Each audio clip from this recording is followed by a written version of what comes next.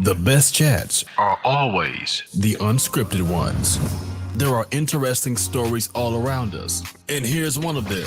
Open your eyes, spectacular's right in front of you. Oh yeah, this is totally unscripted, so we never know where this is going to go. Dangerous. This is the unscripted perspective. And here's your host, Phil Parker. Well, hello. It is another unscripted perspective with your host, Phil Parker. And of course, I never fail to disappoint because this is, or I never tried to disappoint, I should say. I have Tony Mercedes, the amazing man himself. Welcome to the show, sir. How are you? What's up, Phil? How you doing, buddy? I am excited and delighted to have you here. It is a big event for me to have the amazing Tony Mercedes, but I'm just excited. This is streaming live on Facebook, LinkedIn, and YouTube. So Hi to everyone. Cool. So let's get this started, my friend. We did have a bit of a chat earlier, and due to technical stuff, that chat will forever be lost in the abyss of technology. But we're gonna recreate that for people now. Right. So, Tony, you started in the music industry, and you have an illustrious career. But give everyone that's kind of watching who doesn't really know about Tony a little bit of your history. I started in the record business around 1992, where I would launch my first release, which was a song called Daisy Dukes, which wound up being like the Cinderella story of the year for Billboard magazine. Record stayed on the chart for 56 consecutive weeks. And I turned a very modest $2,300 investment into life-changing money, which gave me the privilege of not having to work for anybody else for the last 30 years. So actually last 35 years. So I went on to have around another 5 or 6 number one Billboard records. 2 of the songs that I was involved with won Grammys, and I sold about 125 million records. Last record being the Ed Sheeran Shape of You record, as well as TLC's No Scrubs. So the 2 big pop records that is my claim to fame. So. That's, I mean, everybody knows the No Scrubs song, and of course, if you don't know Shape of You, where have you been hiding? But you were part of Whoop, There It Is. That was one of, I mean, everybody knows that song. I mean, who doesn't know that song? It's been used so many times in everything. It's pretty amazing. Brooke, who's watching, said, I remember that song as well. So it's a big deal for, like, you've created music that's really shaped a lot of people's lives. I mean, you think about all these songs and the things that come from them. You know, music is kind of it's part of your whole life. There's moments in your life that you can remember based off of a song. I mean, Ed Sheeran Shape of You. I mean, it's what I karaoke every time I go out. So it's Hilarious. like it's the song that everyone loves. But what is it about the music industry that really just brings you to it? Like you're just sucked into it. It's such a big calling for you. You're so successful. What is the magic sauce for you, so to speak?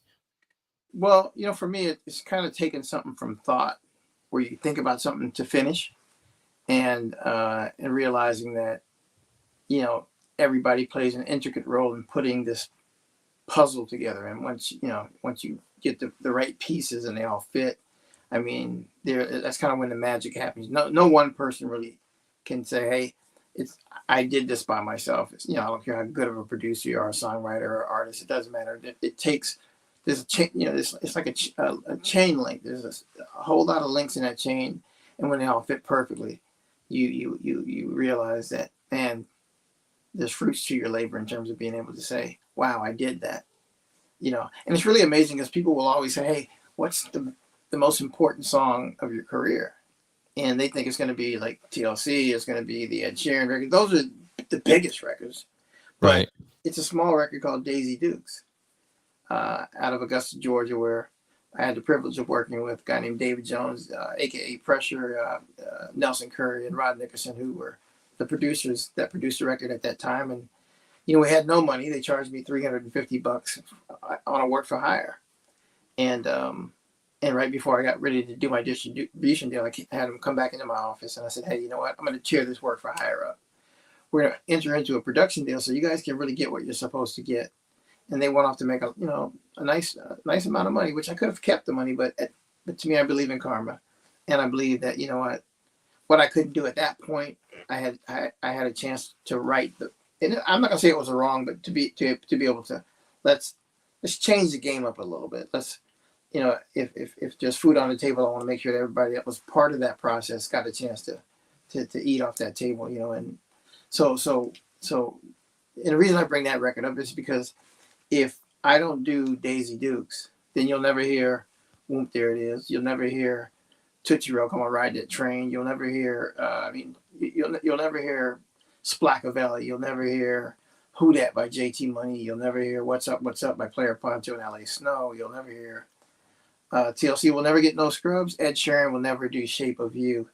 And the list goes on and on. So that record fails, and none of those records exist. So historically, I have to look at it would alter the history of a certain body of work with respect to music that we as a public would never get a chance to hear because those records wouldn't exist.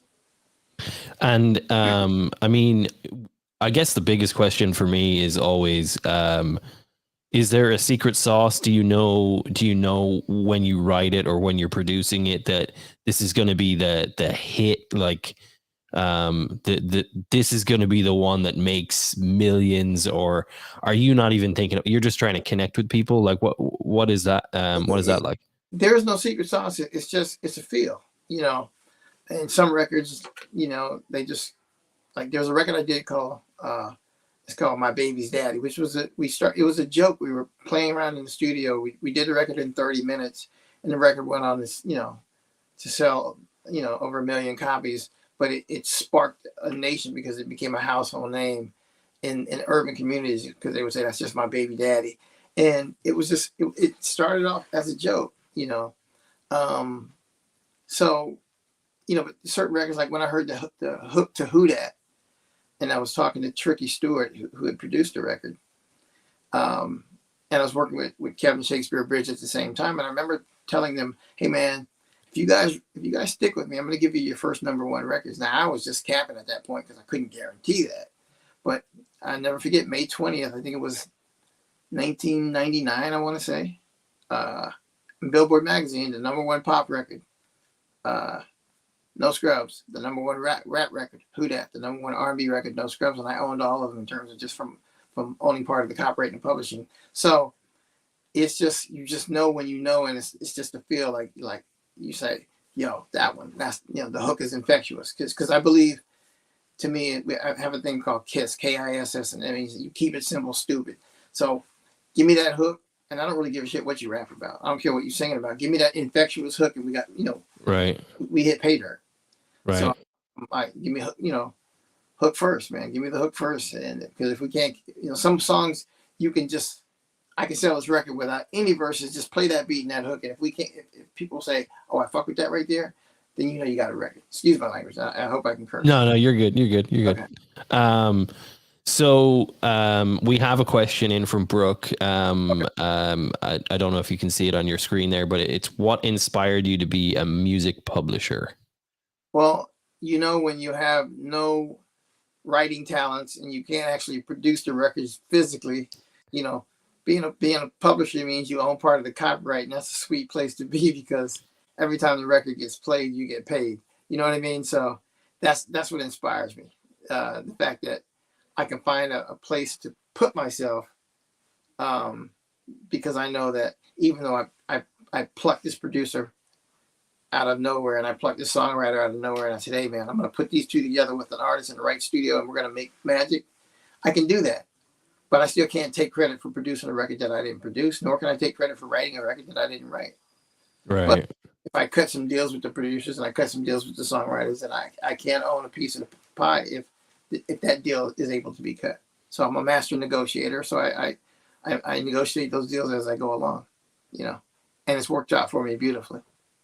Yes, it has. I mean, the tracks that I mean, the people that you've been working with. I mean, TLC, No Scrubs. I think when you mentioned TLC, they were one of the biggest groups 90s on. Like they were just phenomenal. Like No Scrubs is literally known globally. Like you can put that on for anybody anywhere and they're just gonna either get up and dance or get up and sing to the same song.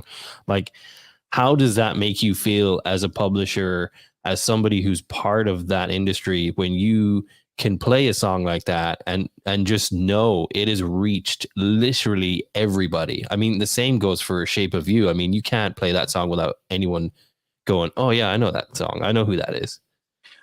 It's really interesting because, you know, when I had made mention that I was working with Kevin Shakespeare Bridge and Tricky Stewart because they were both doing projects for me, and I remember walking past Shakespeare's cubicle, and he had two girls in it, which I recognized. It was Candy and Tiny from the group Escape that were signed to Sosa Def and Jermaine Dupri. And I heard this record, No Scrubs, and I'm like, yo, what is this? And this Candy said, this is a record we're working on for our new project. I said, what new project? You guys are Escape. Well, we're breaking up, and we're starting our own group called CAT, K-A-T, which stood for Candy and Tiny. Mm-hmm. And I said, listen, I don't mean to be disrespectful, but this record is too big for a startup group. I said, you need to let me take it over to TLC and chop it to TLC. And I remember Candy saying, man, TLC is they ain't going to do our fucking record. Or she might not have cursed, but they're not going to do our record. And I said, you know what, Candy, let me deal with that. So I went over in politics, and I came back and I said, listen, I need you guys to trust me just a little bit, but you need to trust the process. I said, if you listen and follow my lead, if I can do what I need to do with this record, I can change your life. Candy went on to make $1 gazillion. Tiny went on to do well, because Candy wrote the bulk of this other record. And from that, she was able to get on Atlanta Housewives, and she's a franchise. She's a franchise name. She owns restaurants, clothing stores, adult stores. She's just really. I mean, she killed the game.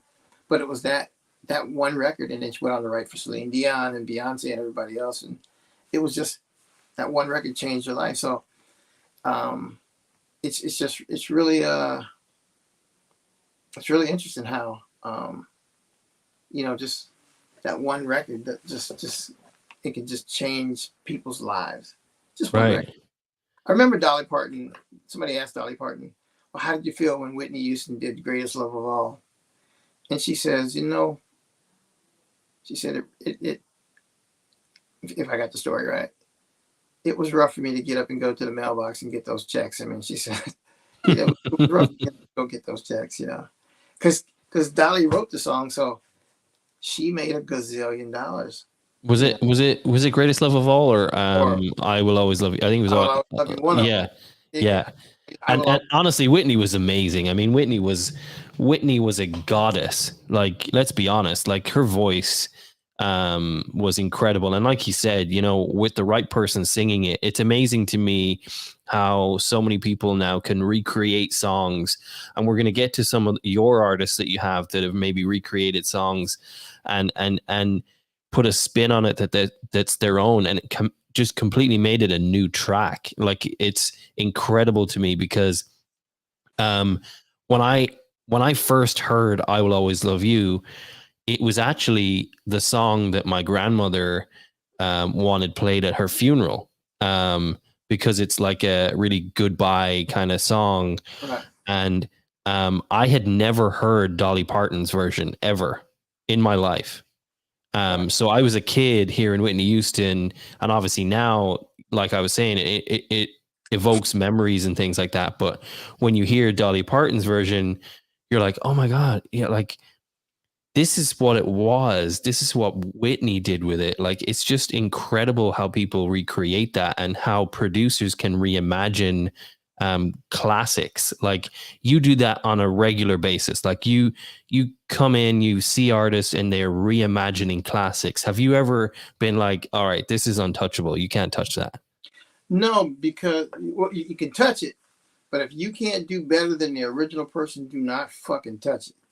You know what I mean? You can't come in, if you're going to recreate somebody's song and you can't murder the first version, then don't touch it. And Whitney is one of those people that you better bring your A game if you're going to try to do a Whitney Houston cover, because Whitney was the queen. You know, she stood on the island by herself. And there's a few out there like that. So just I caution anybody, hey, listen, again, just be careful with that. That could be a poison chalice. It is one of the biggest songs. But be saying, you know what, I want to get in the ring with Mike Tyson because I think I got skills. No, I want to recreate Buster Douglas beating Mike Tyson. No, I'm gonna sit my old ass down where I'm at because Mike will beat the brakes off me. You know, there's no question about it. Well, leave Whitney alone. Man. Whitney's one of the hands off unless you bring your A game. Now I've heard there's one artist in particular named Taylor Ramsey. And Taylor Ramsey is the only person that can go toe to toe with Whitney Houston. And I remember being at an event with Taylor, and I remember Bobby Brown being there, and he came back to the dressing room, and his eyes were teary, and he said, "No one's ever sung my wife's song like that." You know, and he was very teary-eyed. He was touched. It was an incredible event. You know. So and music does that to people. It's something that I mean, you've now branched into the film industry. I mean, you're just the king of all things right now. You're doing extremely well. You've been blessed with almost the golden touch. It feels like, because and I don't want to jinx you by saying that either, but like you exude confidence. You're a super nice guy. You have a big heart. Like, everyone that knows you loves you. So you pull in these amazing people to your projects, and you can create great things. I mean, No Scrubs and Ed Sheeran, Shape of You, and all that stuff doesn't just happen to people who aren't in the grind, you know, talking to the right people, communicating in a positive way.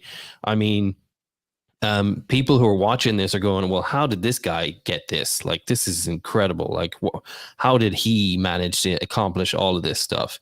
Like, are you just inherently positive? You seem to be super respectful to everyone you speak to. I mean, is there a secret sauce for that? Because I know people who want to emulate you are going, well, I know like this and I know that and I could do this. But the reality is that if you come off like an asshole, then nobody's going to want to work with you. Well, you know, you got to know where your power comes from. And I know exactly, I can't take credit for, I mean, you hear the music, you see the resume, but my power comes from the heavens above. And I try to live my life knowing that, you know, to whom much is given, much is required. So God gives to me, and I try to give back.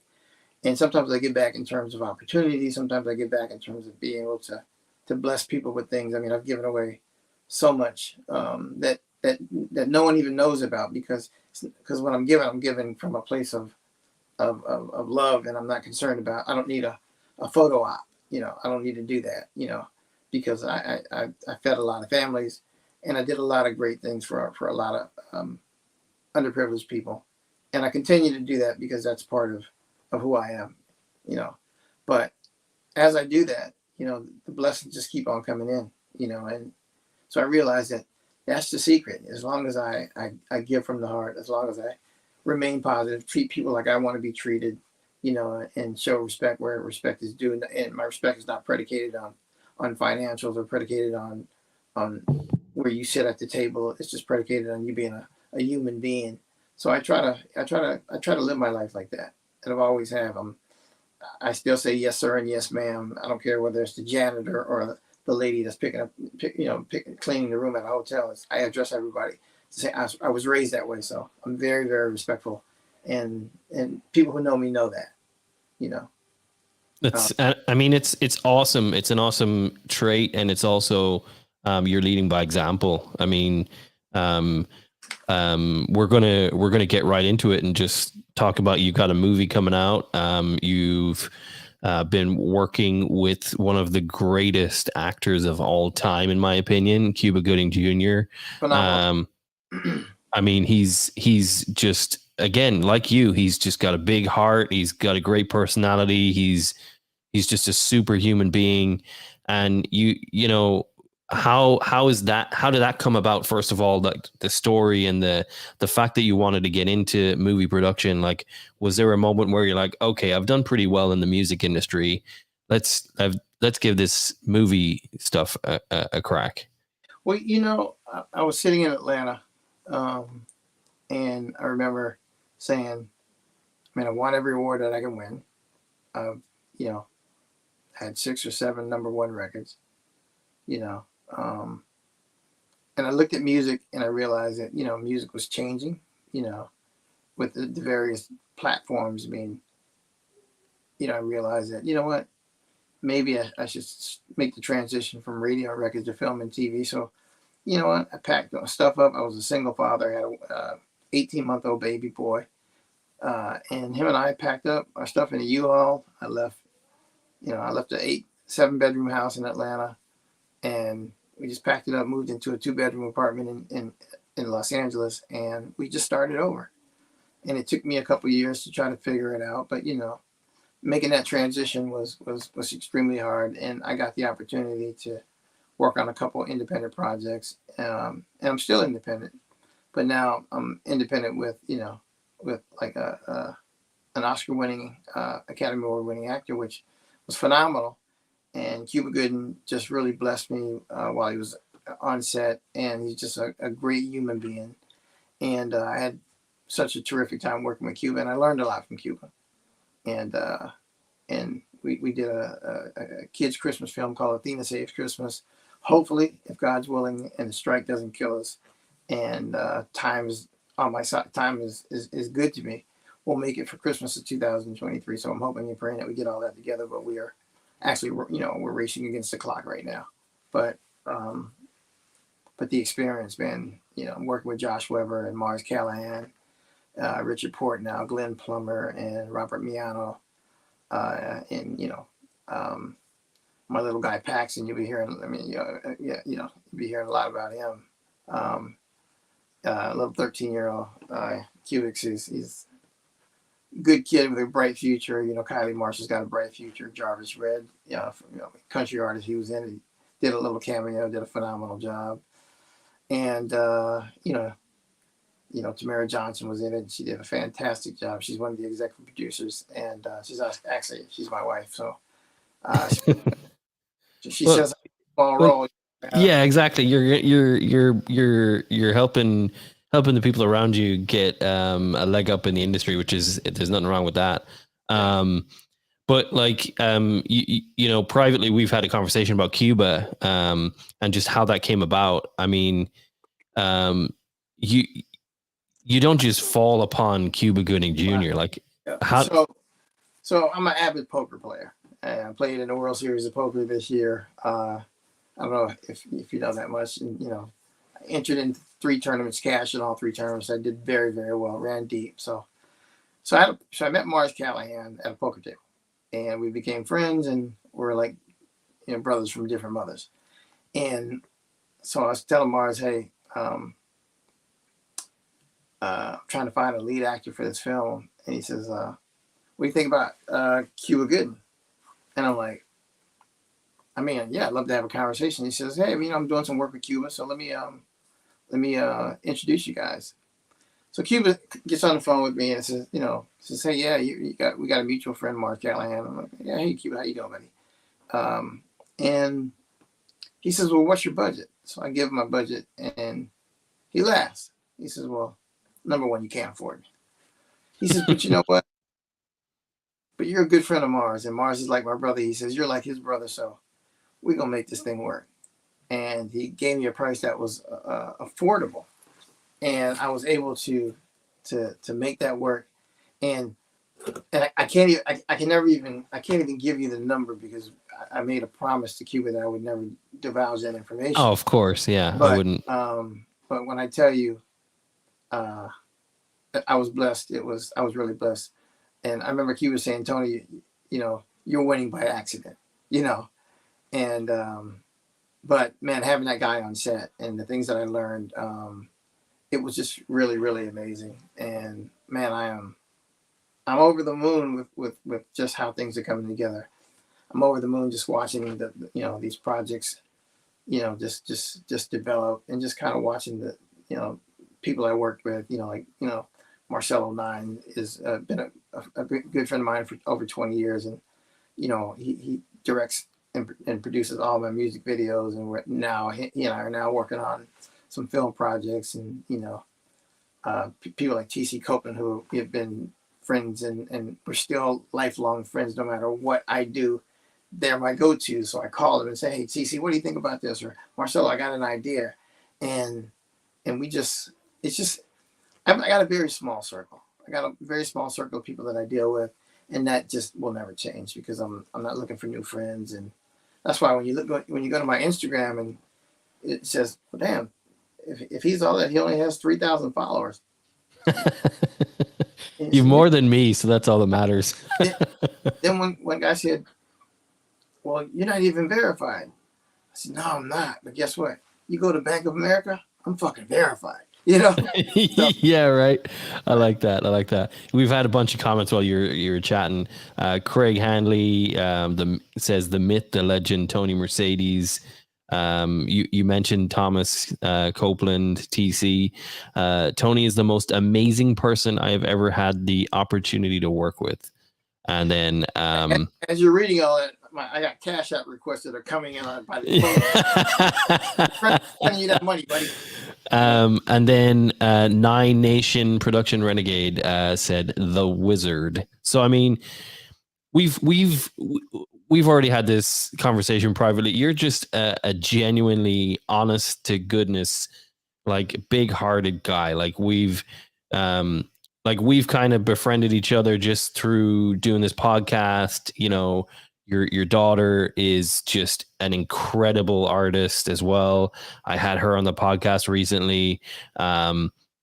Just you're a super cool dude, and the fact that you're just aiming, whatever you aim at is like look out, because Tony's coming and he's going to be successful doing what he's doing.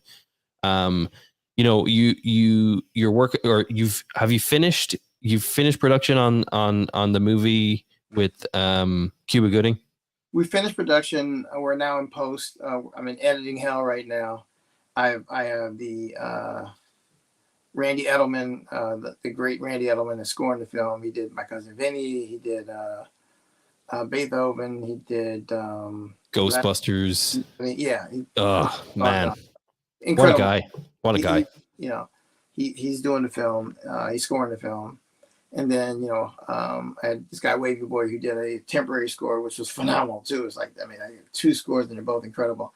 So, so that's where we're at. I got some VFX issues I got to deal with, and some sound design that I'm dealing with. But the film is coming together. When you sit back and look at it, you see a lot of mistakes that were made. We were independent, so we cut some corners, and sometimes my stomach turns when I see some of the mistakes, some of the things that we could have done better. But it's, the film business, like any other business, it's a learning experience. And, I understand that, I'm going to grow and next film will be better, and, blah, blah, blah. So I'm happy with what I got, and, I feel blessed, but I got more than that. I got people who inspire me to do things and push me. Like I had a female artist named Ingrid Eisen Smith, and AKA Red Diamond. And when people ask you about that one regret that you have, that's the one regret that I have, that I didn't put a record out, because we fought like brothers and sisters, and I was like, you're driving me nuts. But she was, without question, the most lyrical artist that I had ever worked with. You can put them all in a category. She was untouchable, and she's now an author, and she's doing books now, and we're gonna do some business. Like what I couldn't do for her, and what I didn't do for her in music, I'll do for her with the release of her books, and I'll turn one of them into a television show or a film, and I'll make sure that she gets her flowers before she gets her flowers. You know what I mean? That's a really nice way of putting pop your clogs. Yeah, I like that one.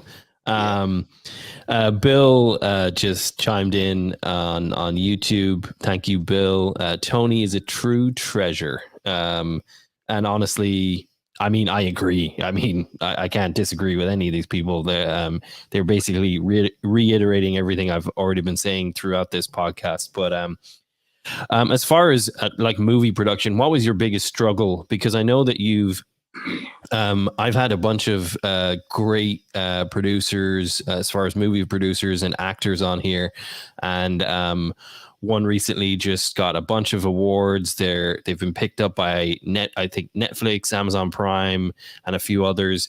Like, what is it that you know now that you wished you knew when you started this? I wish I understood that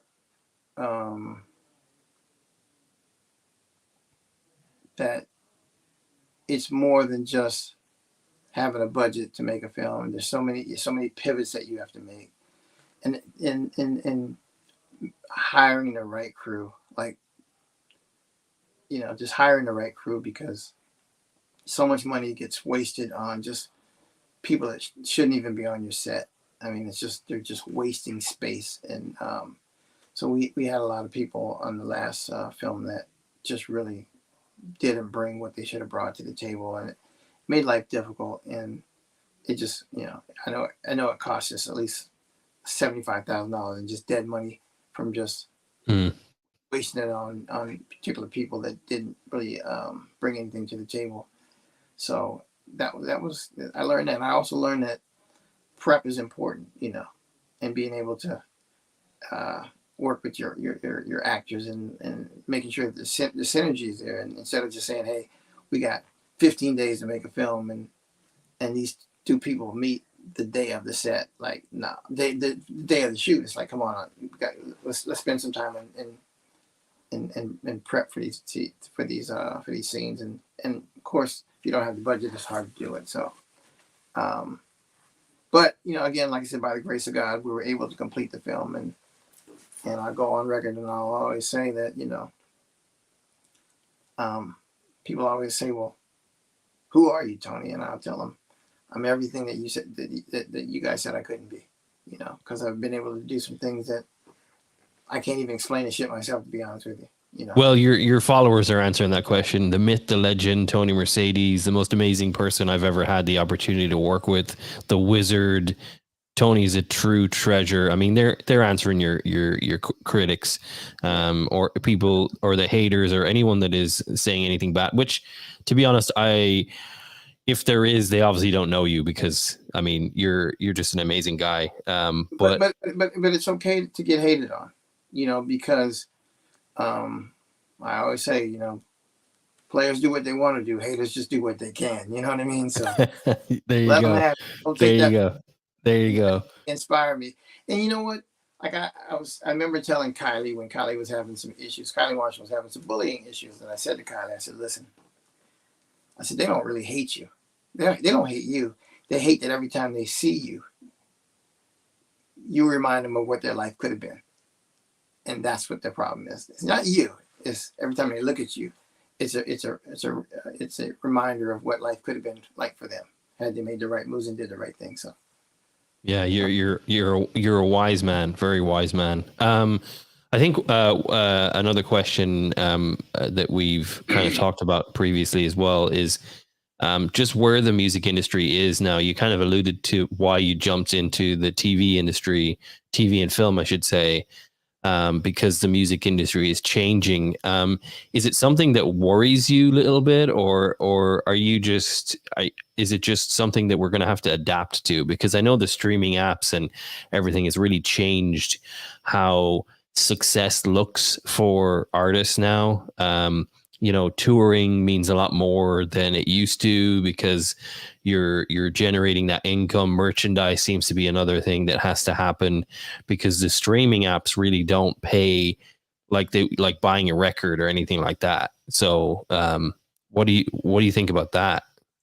I mean, like, you got to get like 1 million streams to buy a McDonald's hamburger, and that just doesn't. I don't really see. I don't know if the value is there anymore. And yeah, there's so many different platforms to be able to create income revenue streams from, but they're just not really paying anything. You know what I mean? Like, it's just it's pretty sad how the system is set up. And you know, I just it's like the music business was good to me, but it was also bad for me. And you guys don't know the bad. I mean, like, I always tell people I would have rather gotten the money that was stolen from me than the money that I made. You know, and I laugh a lot of times when I say the record business was a learning experience. I just wish you guys would have told me how high the fucking tuition was. You know what I mean? Yeah, that's fair. That's fair. I paid the price. And you know, it was always rigged from the beginning. You know, especially for people who look like me. You know, instead of 40 acres and a mule, they give us a big house and a Benz, as long as we gave our masters to the master. And I look at it from that perspective. And, you know, I never forget, I was thinking about putting a compilation together, and I had to ask permission to somebody who was not in the studio when I created those records. Would you allow me to put that on my Tony Mercedes Greatest Hits album? And having to ask permission from somebody who was not there, it let me know that, you know what, this is not the business for me right now. Because it can be, but I have to do things differently now. We got to change the game. You know what I mean? We got to change the game. And I look at some of the new deals that are being cut, and these new artists are really starting to get their just due, but they have to understand that it was off the backs of people like me and Sean Diddy Combs and Jermaine Dupri and Dallas Austin. We all paid the price because we would scream that we got our own labels, but in actuality, they were nothing but glorified production deals, because to imply that we had a label, that would have to imply that we had ownership, and none of us owned any of the intellectual property in those records. We didn't own it. You know, we paid the cost. When I did the math one time, it was like, so I have to recoup 50% of the expenses, and then once I recoup, I'm in the green. Okay, that's okay. So let's say they spent $2 million. Well, that means, Tony, you owe $1 million in royalties, and once you pay that $1 million, you get money, you get paid. Okay, so but when I ask you how much of the intellectual property do I own, since I paid 50% of the expenses and we're in the green? Oh, you own zero. So then where did my money go to? Where did that $1 million go to? What did that apply to? Because you would think it would apply to ownership. You spent $1 million, I spent $1 million. That means we should both own that part of that master. Right. Oh, you spent $1 million because, you know, that was the deal we cut, but we own 100% of the master, so you can go sit your ass down and go, you know, tell everybody you got a record label. You know what I mean? Right. So, yeah, but we got a great question in from Craig Hannon, my homeboy, actually, from school. Thank you, Craig, for watching. I appreciate you tuning in. Craig wants to know, what's an artist he being you wished you got to work with, alive or dead? So, I mean, you've alluded to that already privately with me, but who is it that you just wished, man, I was so close, I could have worked with this person? Who, like, is there one person that stands out for you? Well,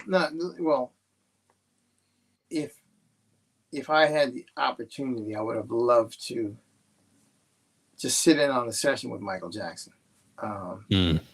I thought he was way ahead of his time, and you know, when he passed, that one really touched me. I didn't realize it would touch me as much, but it was like I grew up with on his music, and I thought he was phenomenal. And you know, and if you know what his catalog in terms of publishing looks like, you'd understand that his catalog was, if you sold it today, it was worth about $400 billion.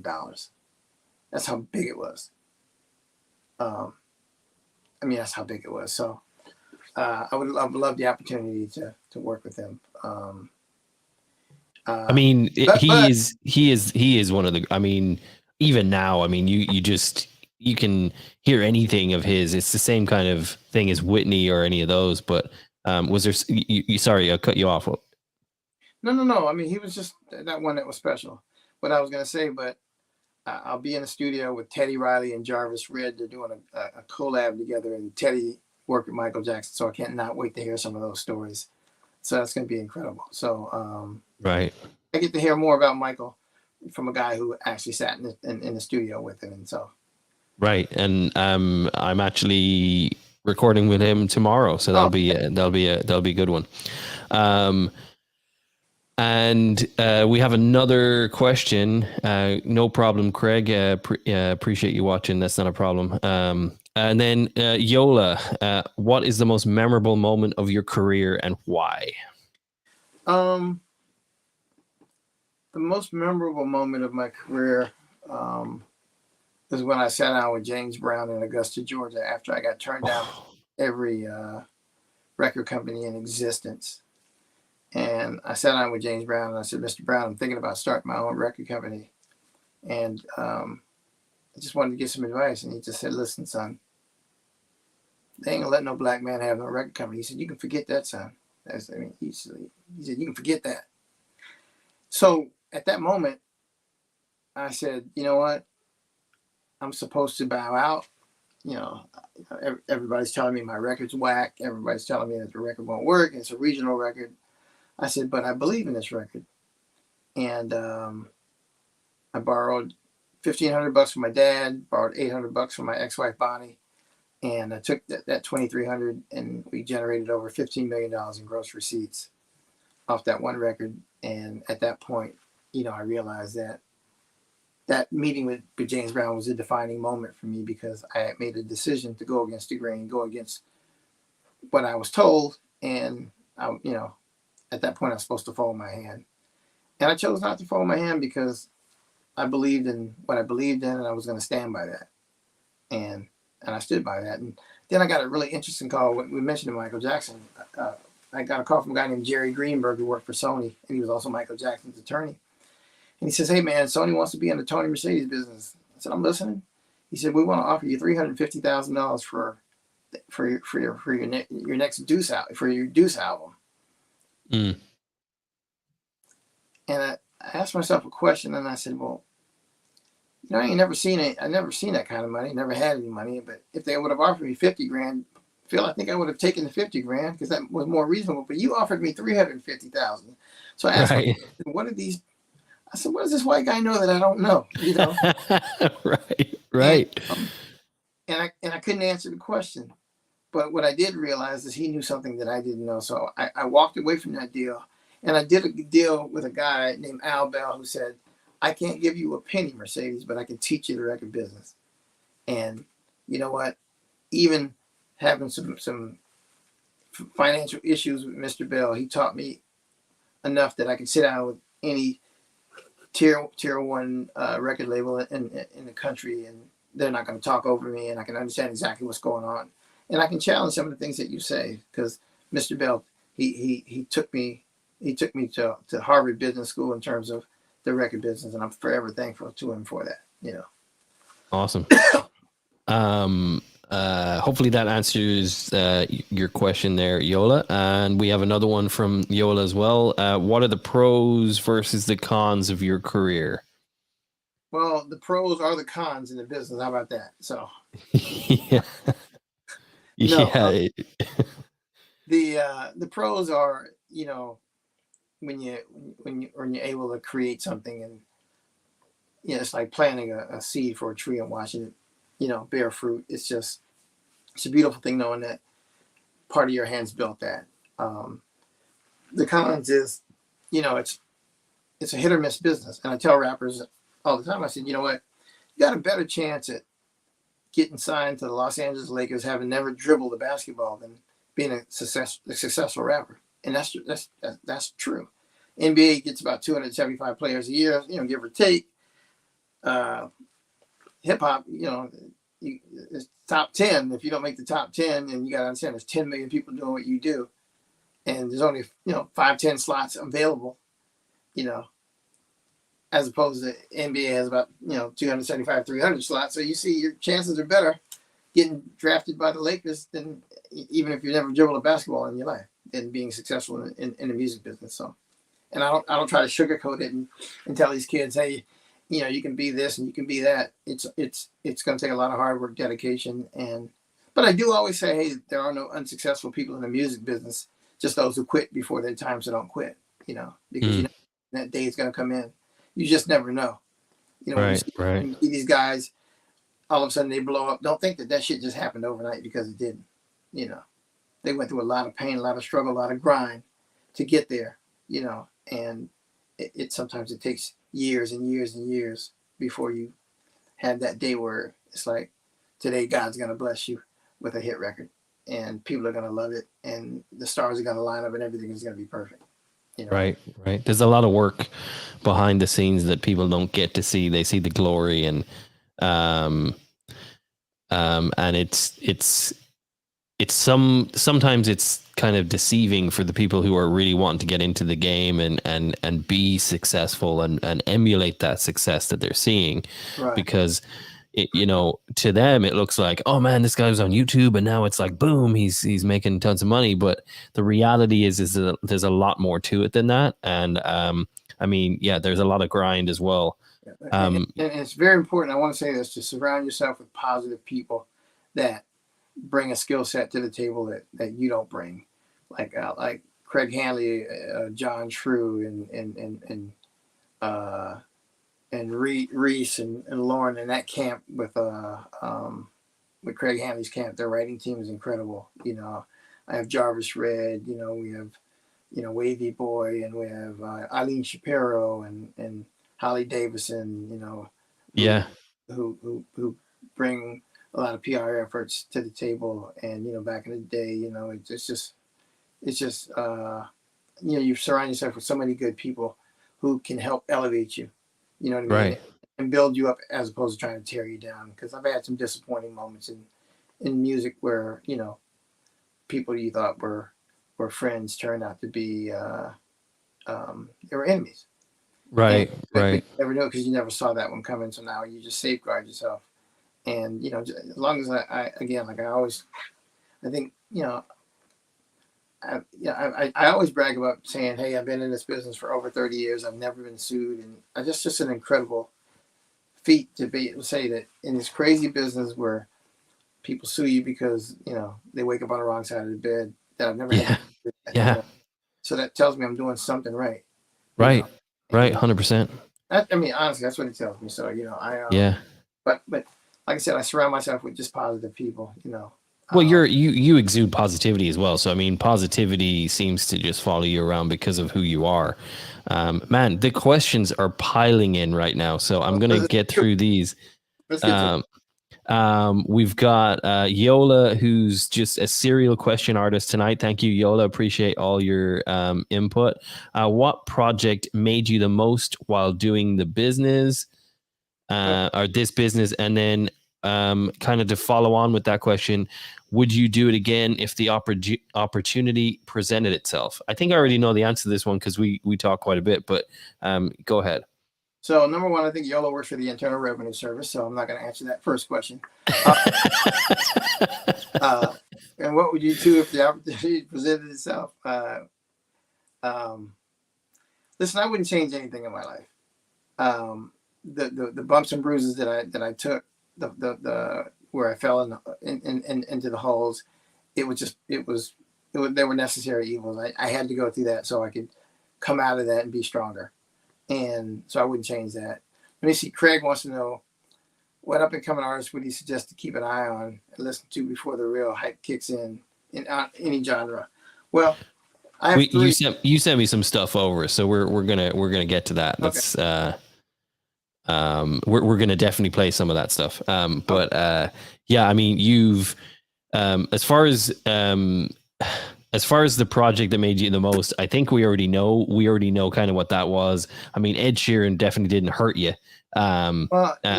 this way, and you and I spoke about it, and I'm gonna say something, so don't me too me or Right. No, to me or whatever that's okay. It's okay. I don't have a gay bone in my body. Not that I have anything against gay people.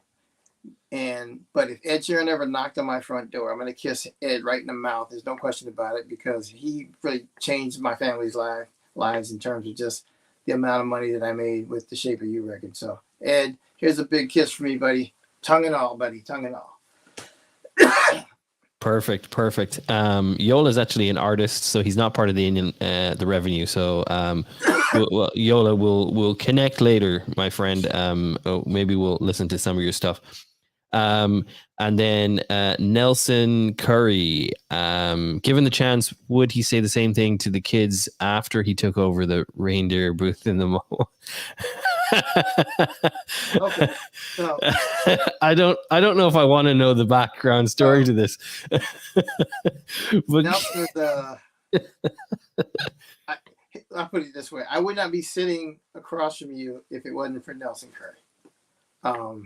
He was that producer that I told you produced a record for me for $350, and before I signed my distribution deal, I had him come back to my office and said, "Hey, man, I know I did a work for hire with you, but we're tearing this shit up, man. Sign this contract right here, so that when the money comes in, man, you get to live and enjoy the perks of what you should have enjoyed. I was just not in position to do a better deal with you at the time because I didn't have any money. So right. I thought we were going to make some money, and I took care of Nelson that production agreement to make sure that he got what he was supposed to get, and we're the best of friends. I love him, and I owe him. I really owe him everything, because he sat down and we banged out an album, and he did it. I mean, I owe him everything. I mean, like, that's all I can say. Well, Nelson, thanks for chiming in tonight. I appreciate your presence. You're obviously another one of those gods in the industry. So appreciate you watching and putting your comments in. Getting back to Craig's question, we're going to watch a couple of videos that you sent over. Obviously, we also have the trailer for the movie that's coming out. So let's start with, let's have a look here.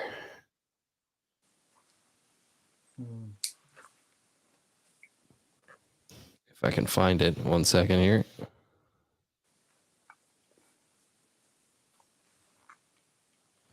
Man, when you download files, they should just be really easy to find.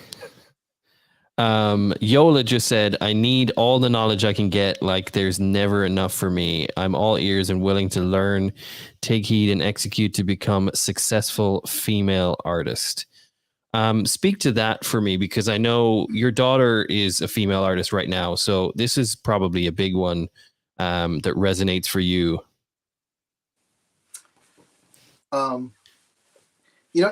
Listen, this is the best time in the history of music that for female artists in the business, especially on the rap side, on the hip hop side, because they're winning right now, and they're winning big. So unfortunately it's a man's world. You got to have tough skin, and you have to make sure that that they respect you on and off the court. Don't sell yourself short. Don't do things you wouldn't normally do in hopes that, some guy's going to give you some deal. I never forget, I had when I was at LaFace, I had a girl come into my office, and she was sitting in the office, and I said, hey, listen, I'm going to go to the bathroom. I'll be right back. When I come back to my office, she's butt-ass naked in my office. and from that day on, I never closed my door for a meeting after that. And that's awesome. No, her body was awesome. Like, it's like, this is trouble right here, So I was like, hey, listen, I need you to put your clothes on. I need you to exit my office. And I called another girl from LaFace and said, please come into my office and make sure that she gets dressed and have security escort her out of the building. Nelson's loving this story. I can tell you that now. Yeah, he is. Nelson's got some dirt on me, so it's okay. Day 9 Films has been listening. I appreciate you. He's been driving, so he just managed to throw in a comment. So thank you for tuning in. Everyone's reacting. Everyone's reacting to that story. Temptation is a mother. Okay, so seeing as we're on the female artist side of the conversation, I'm going to play Roxanne Luciano, who happens to be your daughter, but we'll get into that just in a moment. So let's try and do that. Cool.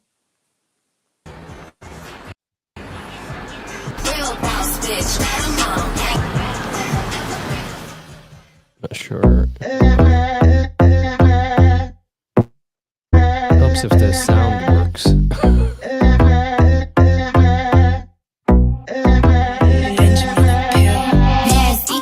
That's not working at all. I don't know why. If I hit the gas and I swear that they never catch me.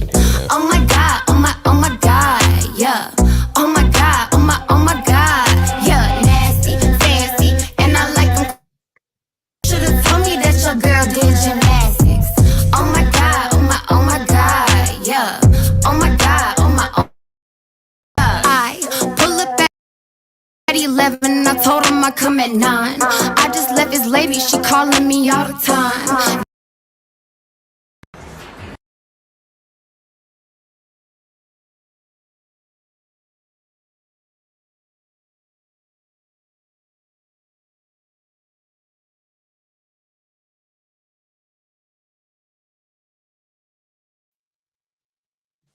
We can't hear it. Okay. All right. Okay. All right. Craig, thank you, my friend. You're a superstar. My assistant from afar. Okay. So the sound is actually working for everybody else except me and Tony. Yeah, it was sounding fine on my end. Oh, I just can't hear it then. I'm just an idiot. Never mind then. Don't worry about it. Okay. We'll play it again. I'll just listen to it privately like later. It's okay.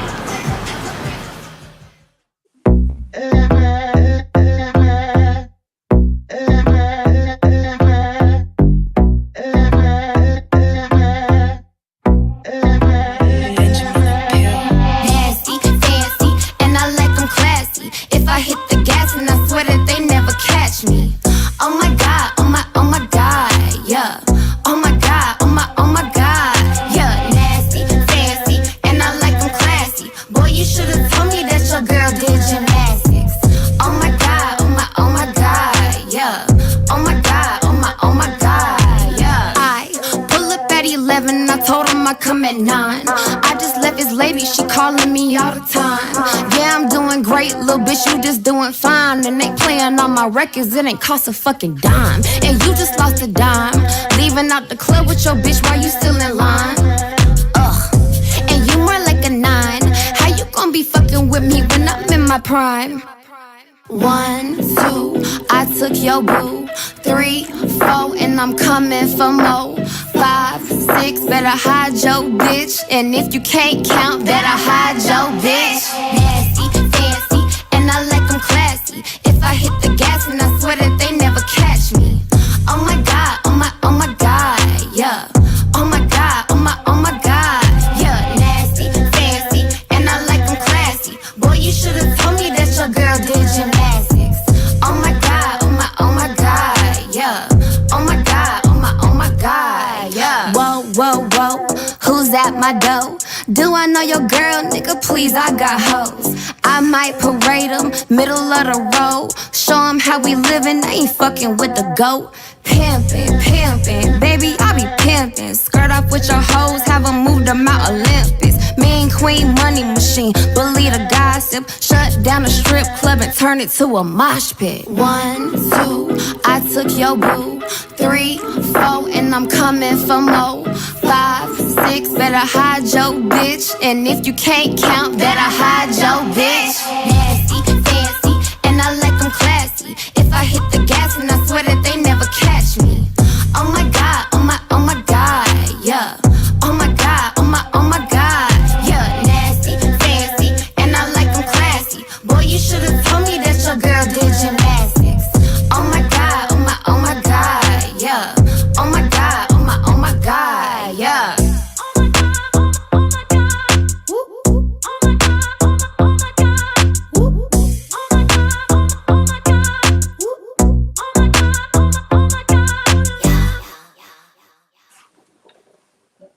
That's a whole lot of curse words. Yeah, hey, whatever. I'm good with that. That was amazing. I actually being completely honest with you, I threw it on my Spotify and listened to it while that was all going on and tracked it pretty well. So I was nodding to the right stuff, if that makes sense. Craig, thanks for being my eyes and ears on the ground, making sure he was still working, FYI. Craig has love that deep bass string pluck sound. Nelson, I'm glad he finally realized he had a star in his house. Yola's loving it. Same with Nine Nation. Yeah, Yola's. It's the hook for me. She's snapped. All right, awesome. And the video is well edited. Yeah, I mean, look, she's done this. And let's be fair to her. I mean, she's done this without your input. Like, she's done this off her own bat. There was very little Tony Mercedes that got involved. And you've made a very huge point to say that to anyone that asks you about her, because, I mean, look, you're Tony Mercedes. I mean, the people are going to answer phone calls to you, but you let her get there off her own bat, and she's doing amazing. And I mean, privately, we've shared other tracks that she's got, and my God, like, just keep an eye on this girl. Like, she is absolutely on fire. Like, the next couple of tracks coming out are going to be amazing. No question about it. She's transitioning into more of a pop vibe, and I'm loving the new direction she's going. And I flew her into Denmark, Copenhagen, and she worked with Benjamin and Pilfinger and those guys in Copenhagen, created a monster and a catalog of undeniable hit records with her. So I cannot wait to see where she goes. It's pretty incredible what's going on with her. And you know what? It was very important for her to stand on her own 2 feet. And, it went into it recently that we even let anybody know that was my child. So, yeah. And I allowed her the freedom. Well, I didn't allow her. She took it upon herself to say,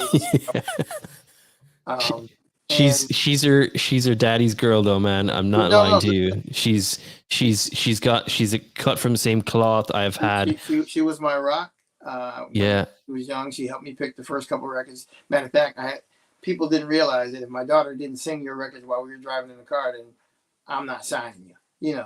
So she was my A&R person, and she was cheap labor. I mean, all I had to do was, a Happy Meal here or there. She was happy. So, but she knew how to pick hit records, and so I can't wait to see how the universe responds to her new stuff, and I'm super excited about things that are happening for her right now. I can't really go in detail, but she's doing really well. She had a huge meeting with Ellie Reed the other day, and it was just epic. So, but, yes. I could not be more happy just kind of watching that tree just blossom the way it's been blossoming. So, big ups to Roxanne Luciano. Well, I love her. We message quite a bit on WhatsApp whenever she's not just like producing, which seems to be a lot. Yola, right? That's what's important. Some things being in your shoes, you have to keep your children away from that life so they can have a normal life. And look at her now. Yeah, I mean, again, Roxanne to chat to. We had a long conversation. The podcast is already out. We went through pretty much all of her catalog of stuff that's available on Spotify. We listened to some really select tracks that haven't been released yet. Some snippets. So if you're interested in what's coming, there's some stuff there, but there's even more that Tony's shown me that is just going to blow people's minds. Yep. So we're moving on to a different artist now, Jarvis Red. He's more of a country guy. Would that be a fair shake for this one? Well, not really. What Jarvis is a combination of when Randy Travis meets James Cleveland or one of the Whining brothers, because he's bridging the gap between country R&B with a gospel flavor to it. It's a whole new genre he's doing, and when you see when you see some of the stuff that we got in the works, some of the songs, the way he's blending country music and R&B music and creating magic. It's incredible. And I can't Right. wait for you guys to hear it. So this is the record that we did called Coast to Texas, and it's a traditional country song. But when you see Jarvis and you hear the vocals coming out, Oh, he's insane. Yeah, he's insane. So I can't wait to do it. And again, Day 9 Films, Marcelo Thomas directed it, and yeah, Day 9 Films is watching, leaving comments. Roxy's a beast in the studio and on set, true artist. Yeah, I mean, we're gonna get into Jarvis Red now, but 100% agree with you there. All right, let's kick this off. Let's do it. All right.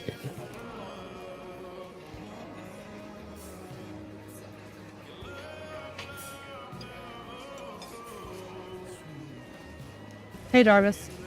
Regular? That'll work. Okay. So your mind look like somebody. If I'm being honest, my body's here, but my heart's just somewhere else. If that's the case, just follow your heart.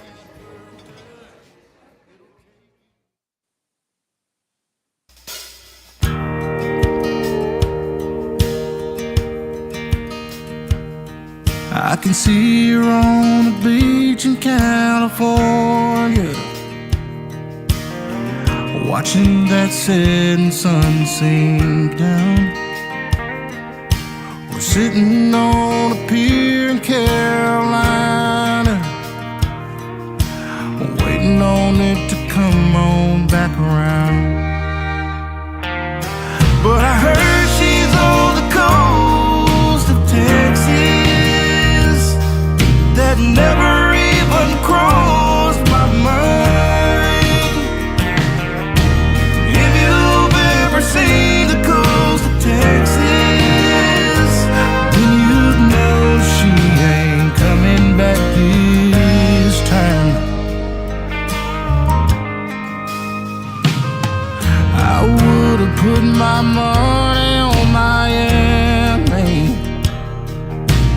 working her way down to the Keys.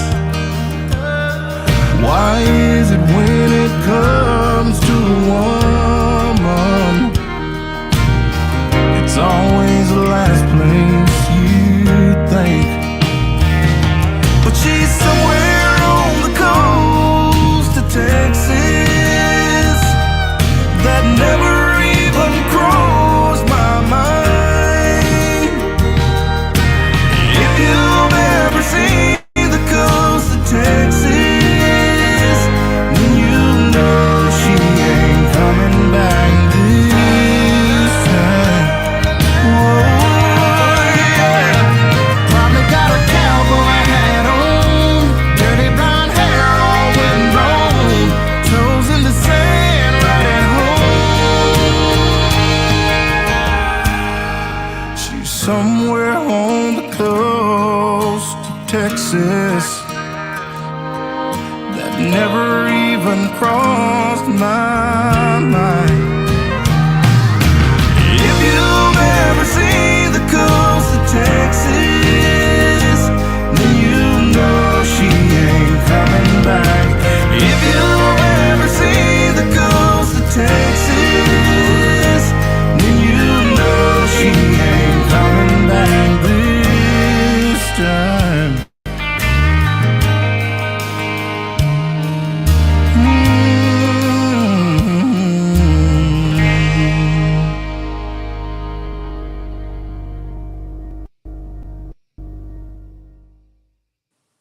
Nice. That was, yeah. I mean, dude, I don't know. I don't know what, man, you just know what you're doing. That guy's amazing. You've shared some other tracks with me as well. And I mean, I'm pumped to be able to be part of any journey he's on, because he's just amazing. Nelson, this kid is authentic and believable and likable. 3 things artists would die to have. I mean, we're touching on greatness, and that's kind of what the recipe for greatness is just being someone that people want to work with. And you kind of touched on it earlier. But hey, we have really stretched the boundaries of a podcast tonight, going an hour and 10 minutes. So I do want to get your trailer on. So for those who have questions while we're playing the trailer, throw them in. We'll take note of them. But as far as getting a kind of a sneak peek of the cool thing that is happening for Tony, hold on one second here.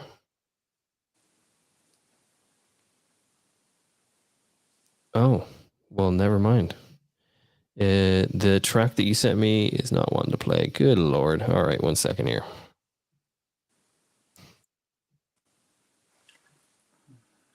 We will try again.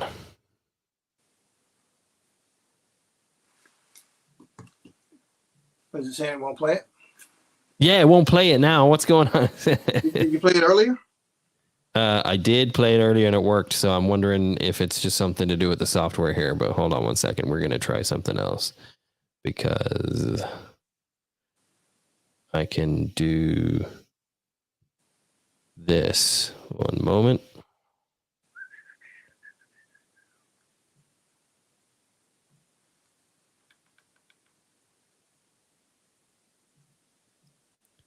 One second as I work on more technical stuff. This is the unscripted perspective. It wouldn't be unscripted if it didn't have some problems occasionally. But let's go to Kylie Marks and see what she's got cooking right now. Hold on. I got this already. Here we go.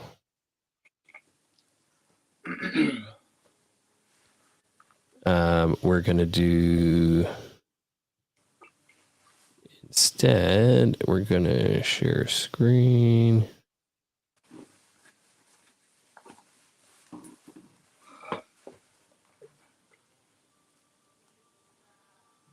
Do whatever you can to find those tools.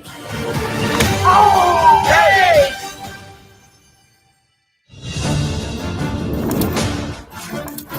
Everything all right in there? Now the fun begins. You let Johnny get away with the jewels. You're a moron. Merry Christmas, Sheriff. Oh, well, Merry Christmas to you. Very excited about this new chapter of my life. Welcome to the world of infinite imagination. Athena is the key. Hey, guys. Hey, Vanessa. Get back here! Dang it! Better keep those dogs on a leash, or they'll be next. Feel me? How was school today, sweetie? I went to the toy shop afterwards. Jewels were federally insured. We've offered a $250,000 reward for the person who finds them or gives us a tip so we find them. I got a tip for you, Sheriff. Don't eat yellow snow. We should go to the toy shop and look for the jewels.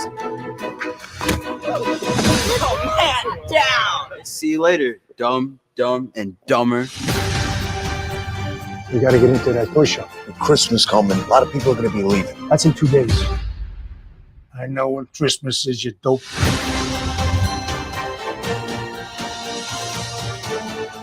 Whoa! Whoa! Is that where my jewels are? Go, go, go, go, go!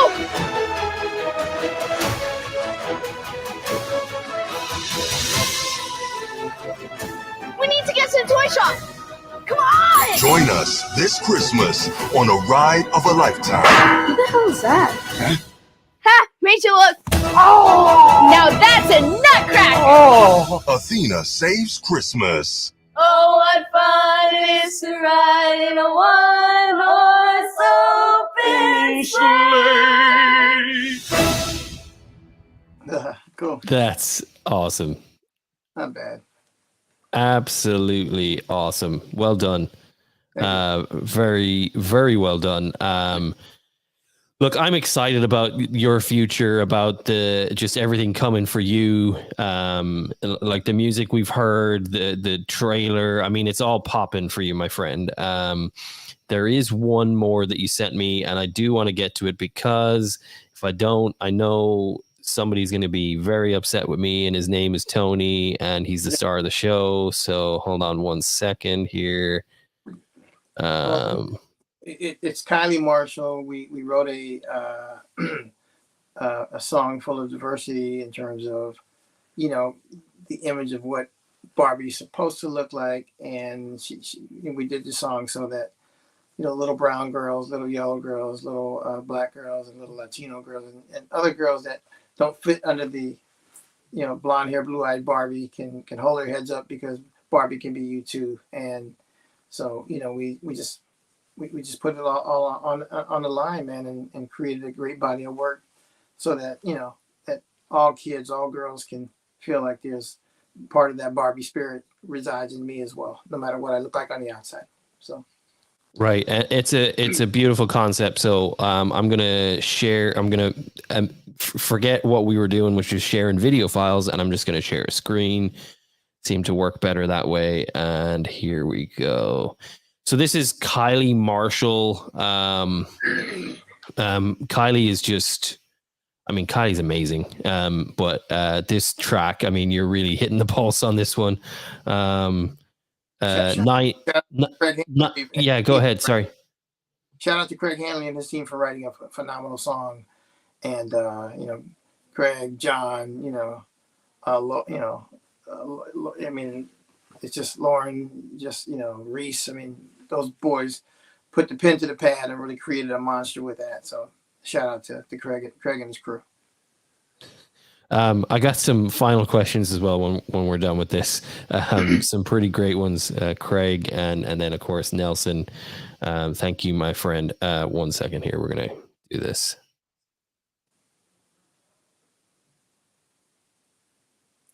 Open the screen up.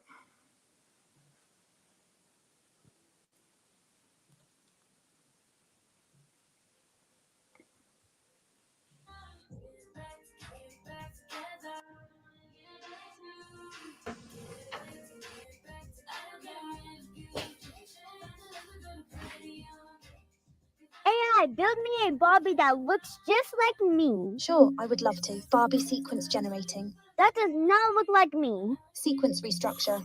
Clonine. Kylie. Marshall.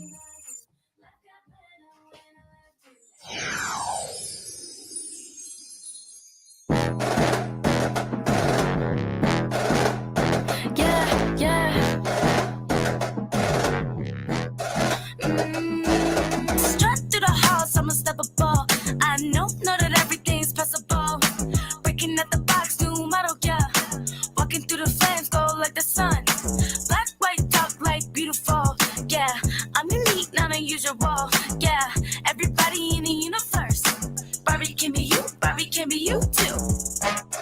No matter where you come from, one life, having fun. Won't stop till we got that one of a kind. Our timeless run.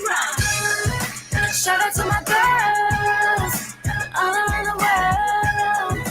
Cali on the beat, all my Barbies, let's get started. Said I do it for the girls living all around the world. I'm chasing my dreams, Barbie can't be me.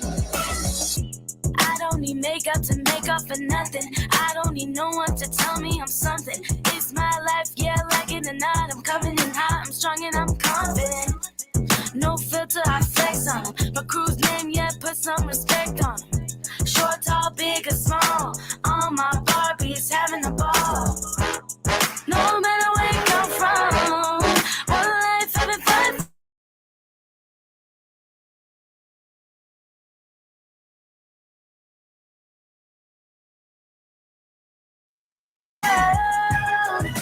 Cali on the beat, all my Barbies, let's get started. Said I do it for the girls living all around the world. I'm chasing my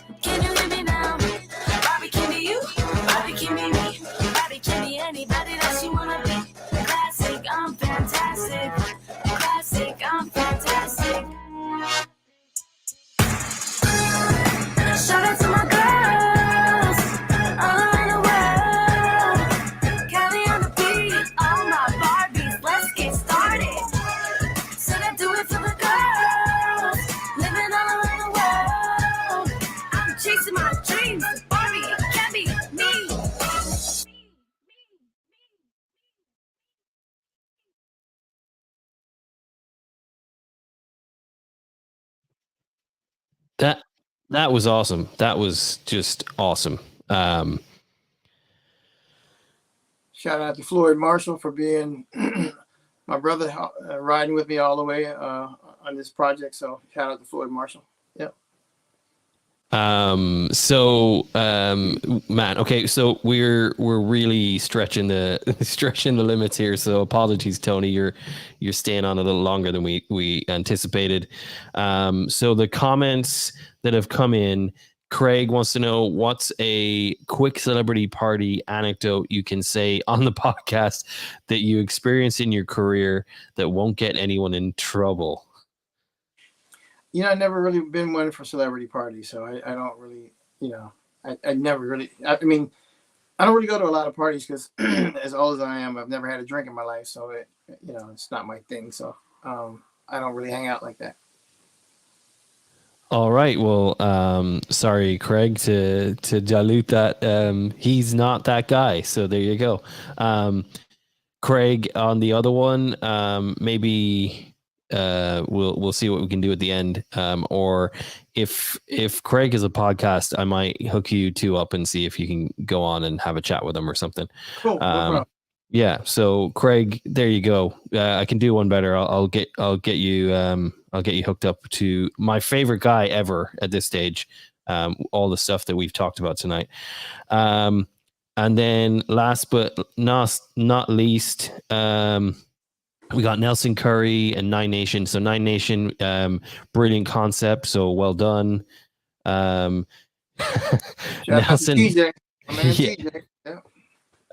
Nelson should run a video snippets in theaters before the movie credits and trailers run. Yeah, I agree. I actually, to be honest with you, I hadn't heard that until today, and I'm going to tell you right now, I actually have seen the Barbie movie, and just like the movie, I was pleasantly surprised with that video. It's a really great track. It represents really well, so well done there. TC. Nelson, I'm right there with you. Tony is second to none in identifying talent, and it's funny as hell. All right, he is pretty funny. TC.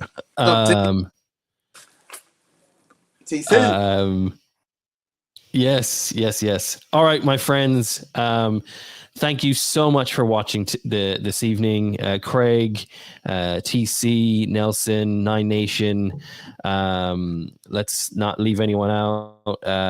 Day 9. Yola. Yola.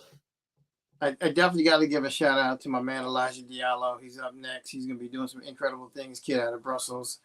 And he's an R&B artist, and he's got some stuff we're cooking.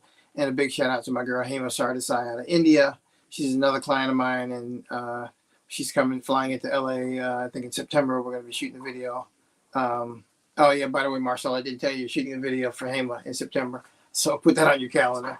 So yeah, we're just doing some incredible things. Shout out to TJ, Renegade Music, Red Diamond, Red Hot Novels, just the whole team, man. That all the people that keep me inspired and keep me protected and stay in my ear, and guide me in the right way. Because one thing I did learn is if you walk into a room and you're the smartest person in the room and it only tells you one thing, you're in the wrong room. So shout out. Rihanna Jordan, I got you. I see you.